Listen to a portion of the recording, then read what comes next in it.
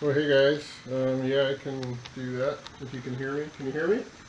I'm not sure which. Oh, I guess you can hear me because I'm listening. I can hear myself now. So I think it's this camera. Let me change this here.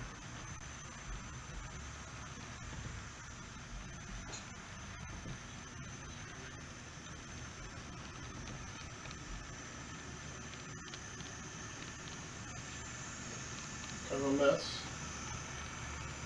So bear with me. This is obviously very much a work in progress. Um, and yeah, it's a mess. There's stuff all over the place here. So it's a working relative. Um, so this is a tethered camera, so I have to be careful here not to trip up, any of the trains here. So yeah, this is a 10 by 13-foot room here, basement room, as you can't tell from the concrete block, and basically started with building the benchwork from a bunch of 2x4s. I picked 2x4s because I just finished a fence project shortly before I started this. This is actually approaching 2 years now. You'd probably think I'd be farther along, but it's been kind of a part-time thing. I still work full-time, and I have a lot of other things going on, so I would have liked to have finished more, but I consider it a kind of a lifelong thing. So yeah, I figure I've got plenty of time to work on it. I think I'll be in this house for at least 10 years, probably until I stop working. See what I do with my phone to see if anyone's saying anything. It's in my pocket. So yeah, once I completed the bench work, I wanted to start running trains as quick as possible. It's got plywood underneath, and then about maybe 1.25 inch foam that I put down. Foam, obviously, a popular thing. I think probably most of us are using it, maybe. So yeah, my first goal was to get trains running was to put down 2 main lines. So running the entire perimeter of the layout, I've got these 2 main lines going all the way around. So on either side. So I've got here's the 2 main lines, and they're running all the way around. This is kind of a little peninsula here coming out here, all the way around there, and then return to the back side. So it actually makes a full loop all the way around, making use of both sides of the layout. And then what the little hills over there, which I hate to grab the camera right here. Let me see if I can get the camera out away from the inside part of the layout here without disrupting any trains. I'm gonna try. There's one passing right under me right now. Hopefully I won't. Let's go over the bridge. Okay, maybe. Okay. So yeah, this is basically, I should give a little history here. This is the Bennington and Elkhorn Valley Railroad, as you know. Bennington is in Nebraska. This is obviously a fantasy layout. There was a line called Fremont and Elkhorn Valley Railroad, which eventually was taken over by Chicago Northwestern. And in fact, the town of Bennington had rail service up until well, they had tracks at least up until the 60s, but they pulled them all out.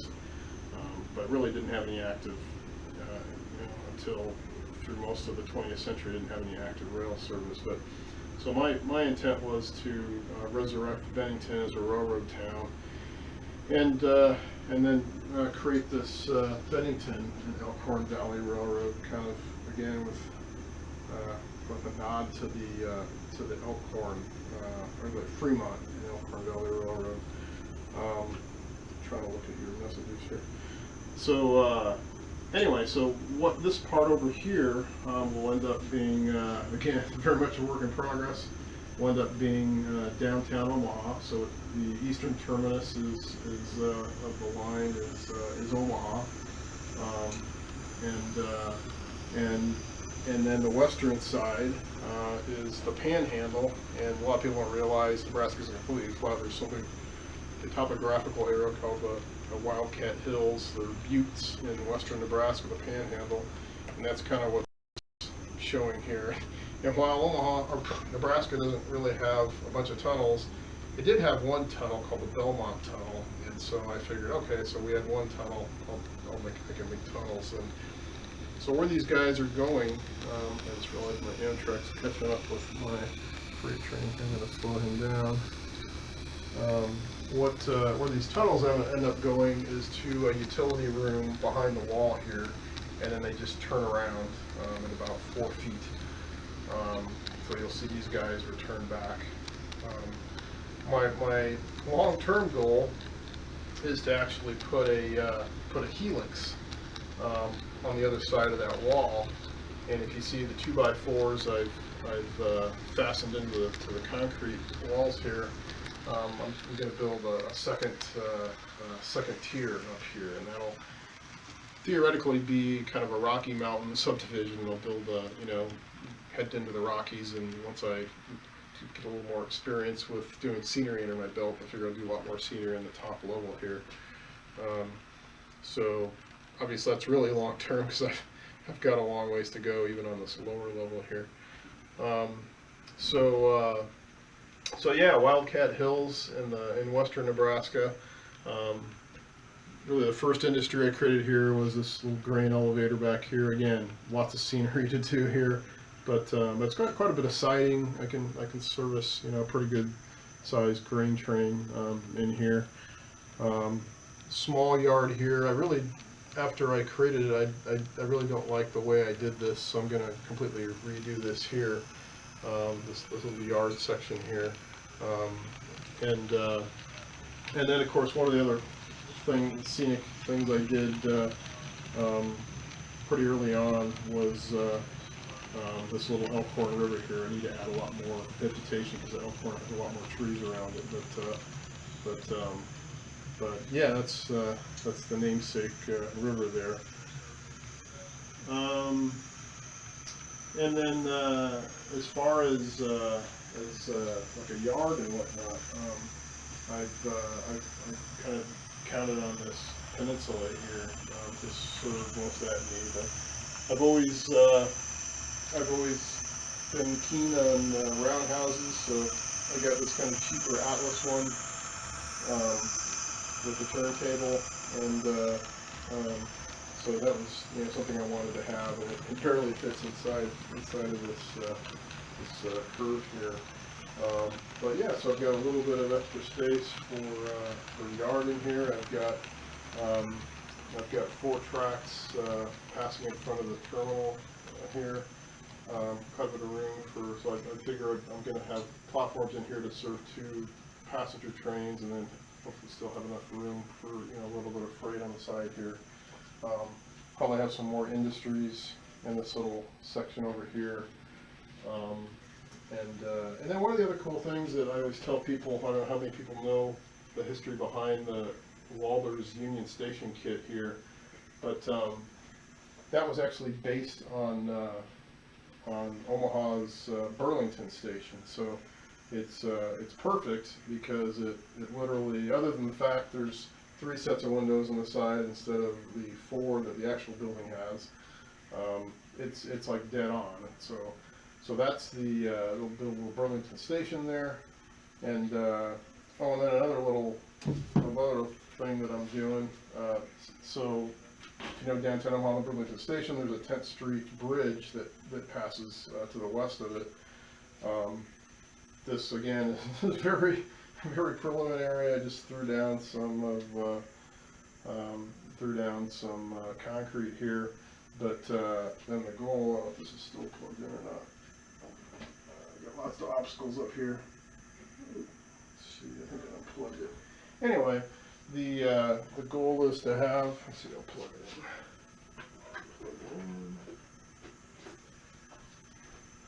was to have a small little light rail line that that looped around on 10th Street there. That's just a little DC line that I added in there. So, so yeah, Omaha, like a lot of cities, lost its trolley service, you know, back in the 50s. But I'm going to bring it back. So another part of the cool thing about being a fantasy layout is I can add light rail to the city that doesn't have it. But anyway, that's a lot of rambling. Let's see, I'm a little behind your video here, so am I pleased how the turntable works? Yeah, so I've only tested it once, and I still have to finish all the wiring. I've only got 2 of the inside tracks hooked up here, and I only temporarily hooked up. Again, I did it off DC transformers, and the DC transformer is kind of temporary right now. It's hooked up to the light rail line, so I need to figure out the wiring for all the accessories and whatnot.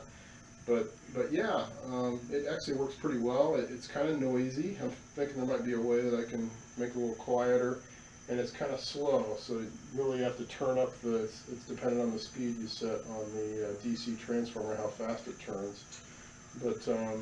But it was only, you know, between the turntable itself and the motor, I think it was like 50 or 60 bucks, you know, compared to like the Walters one, some of the others that are, you know, a couple hundred plus. And then the roundhouse I really like. There's 3 kits there. I was, you know, pretty happy with the way that turned out. One of the challenges was you know, wiring up each of the. I guess I've actually got all the wires attached. I just haven't attached them underneath the table. But obviously I'll be do a lot of detailing inside of here. Add some, you know, maintenance guys and equipment, and I was thinking even add one of these, you know, one of these LEDs in there to kind of give the welding effect and whatnot. So yeah, yeah, I do like the Atlas turntable. Again, it's cheap, but I like it pretty well.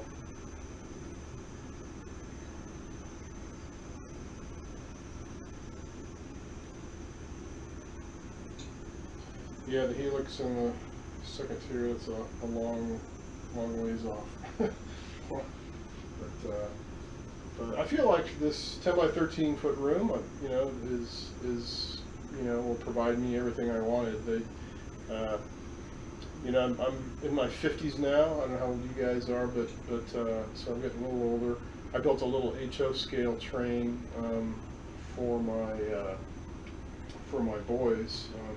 It was actually just a little 3 by 5 foot layout, and I put caster wheels on it so it could roll it under their bed. I was never satisfied as a kid when I had my model trains with just running one train. And it wasn't until I was like a younger parent and I took my boys to a museum that had a model railroad club running a layout, when I saw all of these trains that were sitting on this pretty good sized layout, and there were like half a dozen trains running, and there were, every locomotive in the yard was like idling with its lights on, and I was thinking, how in the world are you doing this? This is what I've always wanted, just the scale of a, you know, of a large railroad with lots of engines operating. And that's when I learned about DCC. That was a thing back, you know, in the 90s even, and that's what really got me excited. Because I always was kind of intimidated and just thought it wouldn't be any fun. I know a lot of people do it, but I never thought it'd be any fun to, you know, have the block sections, you know, with multiple DC transformers, and DCC. I feel like it's just made the whole thing, you know, a lot more fun. And it's really easy to set up. What kind of equipment does the Elkhorn Valley Railroad use? Yeah, so kind of the cheapest equipment I can get. Obviously, this is modern. I'm more modern era stuff. Here's a number of locomotives in the yard here. I actually jumped right in with both feet. There's I've got an acquaintance who a pretty decent following. He's got the University of Alaska, and Eric. He's kind of a switching layout. It's really popular. And he actually recommended to me the NCE Power Cab, and I've been really happy with that. And at the same time, so one of the first things I bought was the NCE Power Cab, and I bought the Scale Trains G-boat here. So that was kind of an expensive jump for my first locomotive. But yeah, so the G-boat, obviously they're very expensive, but I really like the counter scale trains. So I ended up eventually later getting another one in a Kansas City Southern scheme. But then I started looking, how can I build my fleet a little more economically. And so what I started doing was buying Cato. I found a number of vendors, and there's actually a guy in Omaha, which I could talk about in a minute. I've mentioned him, I think, on another video, but I don't know how he's selling them, but he sells Cato locomotives for like almost at cost, and he doesn't really have a storefront, so I'm not sure how he's doing it. But anyway, I've got next ones I got were SD70s. I've got 3 of those. I bought actually a couple of UP ones, and then a BNSF one, and then I've painted them in the like green, not real. I haven't done a lot of trim work or anything, obviously, well, any trim work, but for me, just giving them a green scheme and creating some decals for them is all I've really done. And then later, if you know Nebraska, the California Zephyr passes through Nebraska, California Zephyr. So I had to get a couple P42s. So that was the next Cato locomotives I got, were the P42s. And then just very recently, I got these Cato SD40-2s, and that's the one I did a little video on the very inexpensive XL Systems DCC decoders that I get. So by the time, like this SD70 here, I get a really good price on these. I get them as cheap as like $75, and then add to that about a $40 XL Systems DCC decoder, and suddenly you're able to, for not much more than $100, you're able to get a DCC equipped locomotive. So that's kind of the way I've gone. And then I've spoiled myself with the GE turbine here from Scale Systems last Christmas, and then I've got Athern's 4014 Big Boy here. I can justify these on the layout because I call them kind of the heritage locomotives. And then another interesting one I got. What do I do with him? Is a little Alco locomotive here, and this one I painted in this kind of interesting blue scheme here with the Hooper Mills, and so Hooper Mills is the grain elevator here. So they've kind of got their own switching locomotive that I've added here. And this one I think, actually I can't remember. This is like an Atlas, I believe. I got in this one. I actually got it second hand.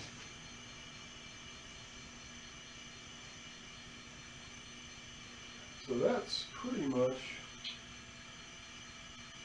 all of the power. Oh, and heck, I got one of these.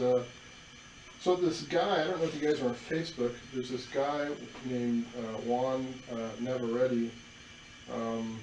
He's on one of the Facebook Marketplace pages. He said, if you haven't found this guy, he has his own Facebook page that he sells stuff on, and I'm lucky because he's based in the Omaha Metro, so I just go over to his place and pay cash. But he sells particular Cato stuff, but a lot of other stuff as well, for seemingly just barely over cost. Like I just got this guy right here for $73, brand new, powered by the People SD70 locomotive here. I still need to get a decoder for that guy. But,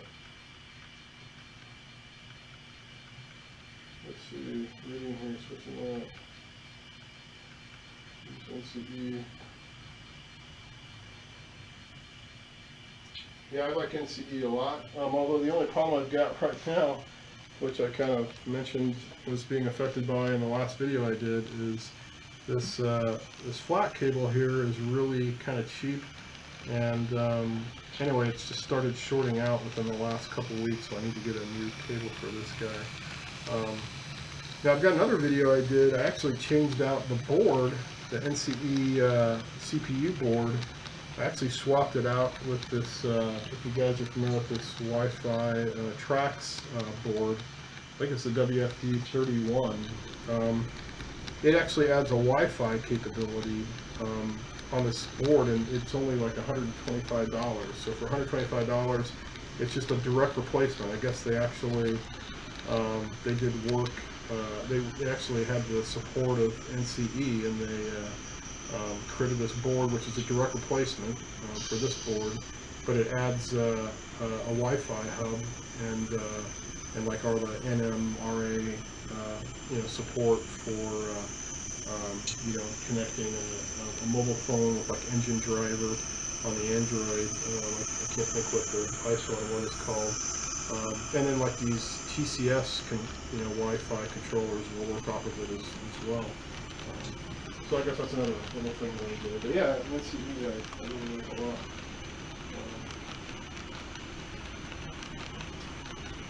Yeah, it's probably what I'd do if a small space was to create a kind of a switching layout.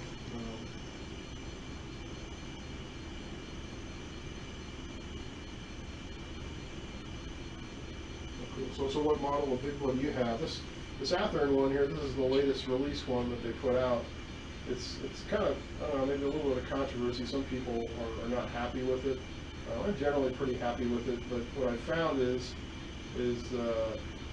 it will find any defects in your track very quickly. So I've actually, and it's not happy on, you got to make sure and wire all the sides of your turnouts. But it's very picky about the track that it runs on. So, but otherwise, I like it pretty well. A lot of people are saying they're going to dump their Athearn big boys and put pre-orders in for the Kato big boy that's supposed to be coming out next year.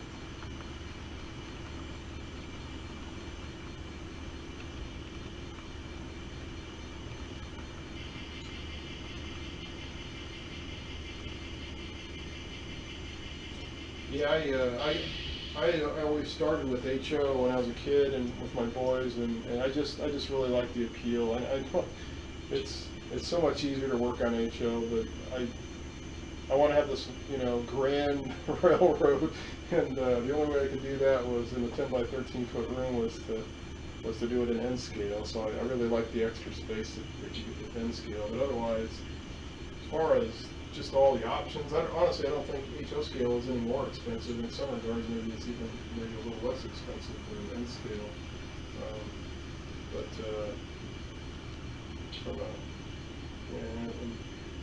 I've done enough work on these engines that it's a real pain. I rely heavily on these magnifying glasses here because it's difficult to work on.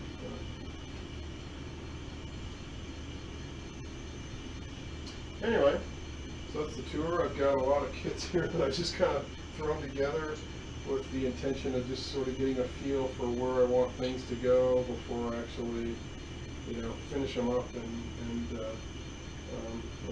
close everything and paint.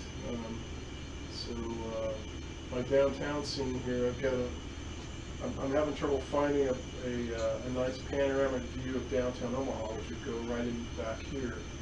So I feel like I need to get like a drone with like a 1080 resolution camera on it to try to take my own pictures, because I'm just not finding what I want. So that's going to be a big part of my downtown scene, and then build up a little density in here to kind of hide. What will happen is the little light rail line will kind of disappear behind the buildings and reappear. But otherwise, this is all sort of semi-prototypical as far as the tracks running alongside Burlington Station. Another kind of cool thing about Omaha is across the way, the tracks from Burlington Station is another Union Station that's much bigger. A lot of people don't realize that in the height of passenger rail, Omaha was like one of the biggest hubs in the country because everything was passing through Omaha from east to west. So we literally had two major train stations across from each other. So I'm trying to figure out if I should maybe build some kind of a flat facade version of the Union Station across the way there. Anyway, that's, oh hey Lynn. Yeah, I'm 55 and my thumbs maybe will, hopefully I can work with this stuff still for another 10 years, but I figure by the time I move south, retire south, maybe to Arizona or New Mexico or something, I'll probably have to sell all this and go to HO scale maybe.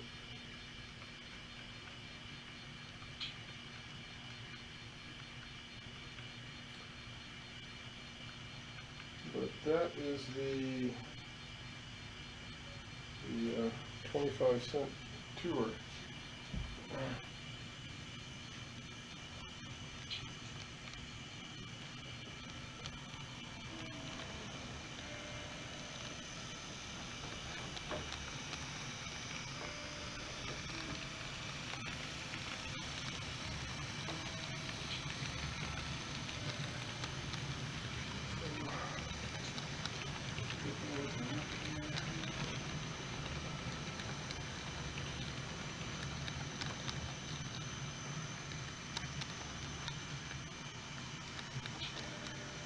Find some good wireless cameras too.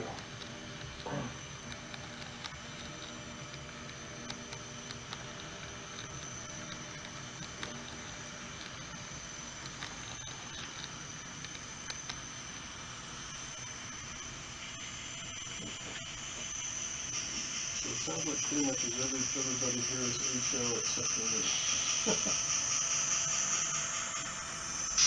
It's funny, I go to train shows and usually I have to walk past a whole bunch of HO scale tables, modular layouts and whatnot, and I look at them so much and they look kind of normal to me, and then I come upon the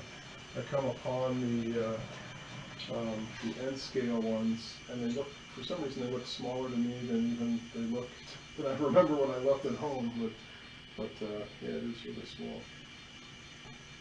Well, thanks for that, Ozark. I'm trying. Usually when the winter comes is when I start doing a little more, so I'll make a little more progress here. It's cold.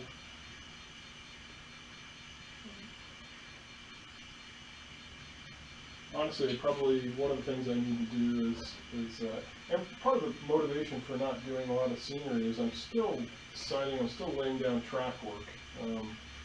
So I feel like I don't want to rip stuff up.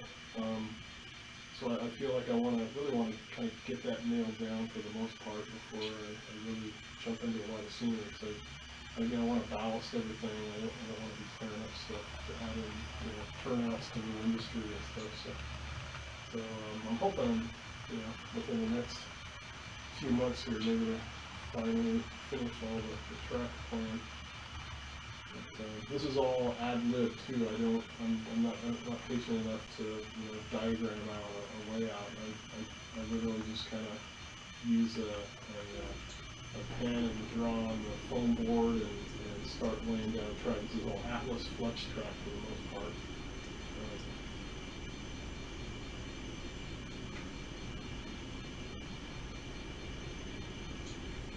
I appreciate that, Nikki.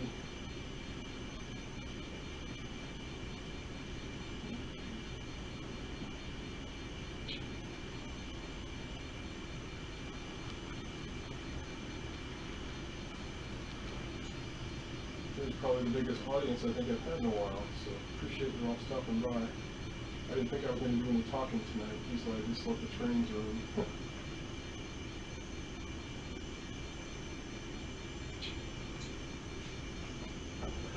Yeah, so I mean that's kind of what I did with with the with the Elkhorn River here. I think it turned out pretty good. Let's see if I can. I guess I got to turn on the other camera here, don't I? Let's see.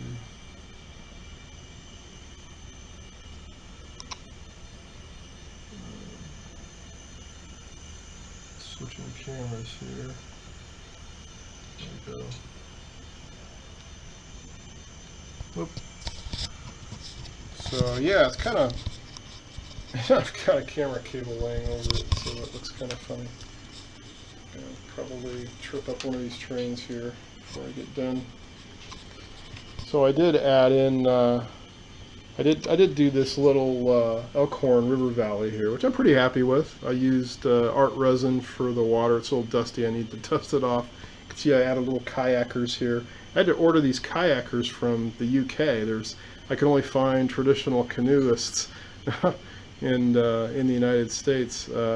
So I had to actually, the shipping I think was more expensive than the actual kayakers, but my wife and I like to kayak, so I thought I'd add a couple kayakers in there. So I feel like my Elkhorn River Valley, again, I need to add a little more, make the trees a little more dense. And then beyond that, I did do a fair amount of scenery here in the Wildcat Hills. I want to work on a little more, but I added another. I call this Soldier Creek. It's a creek in western Nebraska. So that's another little kind of a creek that I added there.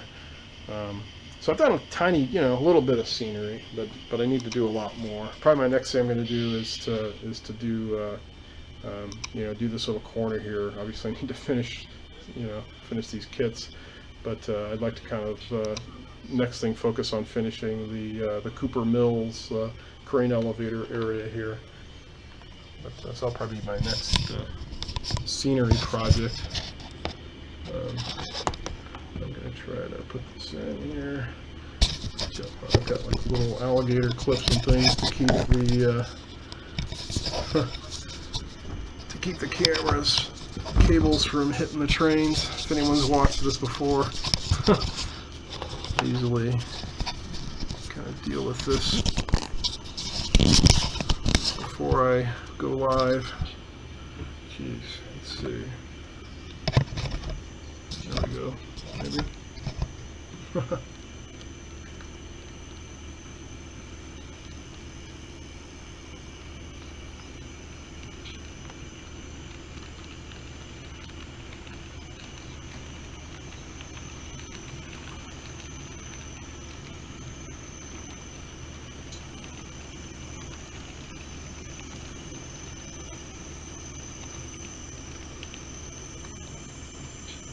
Good grief, is that where it's pointing there? There it is. So the Amtrak's catching up with play it again.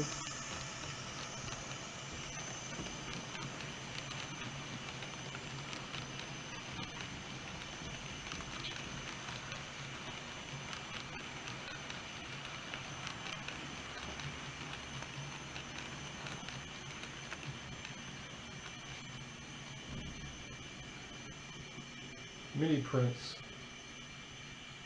So if I Google that, will I find that, or is that on YouTube? If you can hear me from all the way over here.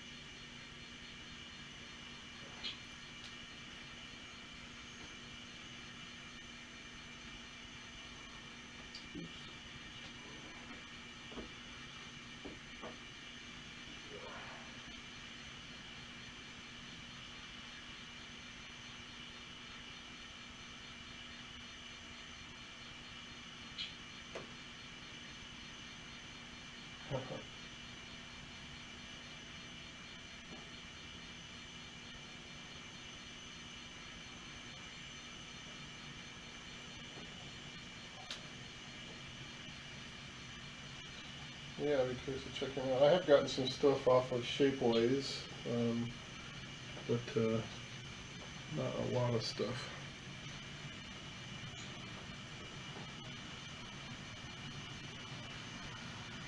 And of course, like everyone, I probably at some point, like lots of things I'd like to get, but I'd probably like to get free or something.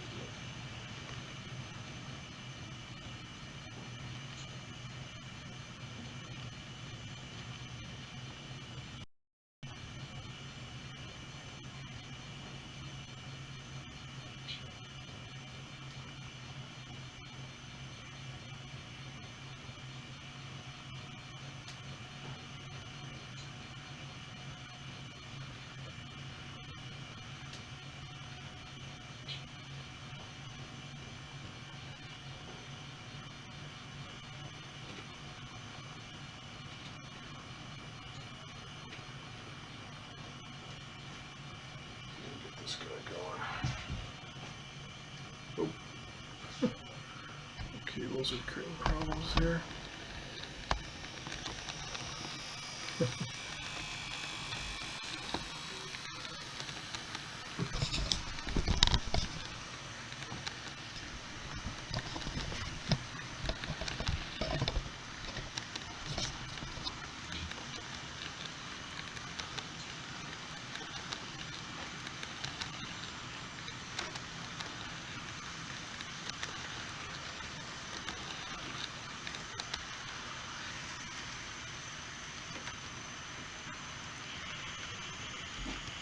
Just be rotating this around a bit.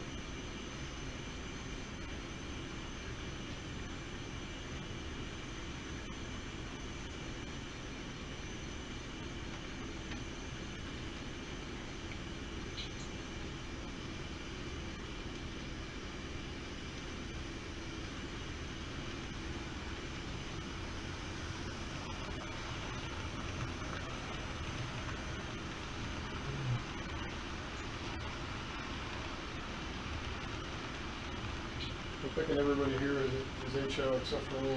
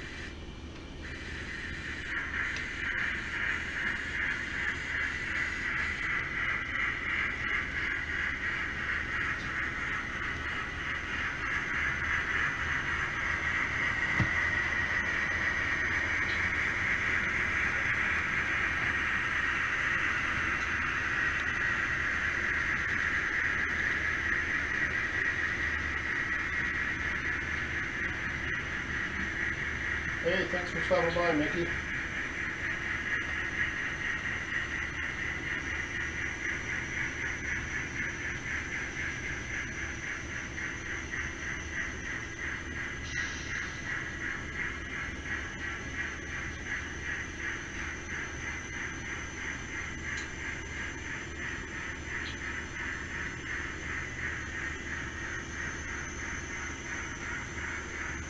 Oh, nice. Low scale.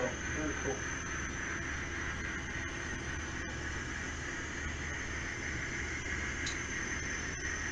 I'd love to do a garden layout sometime.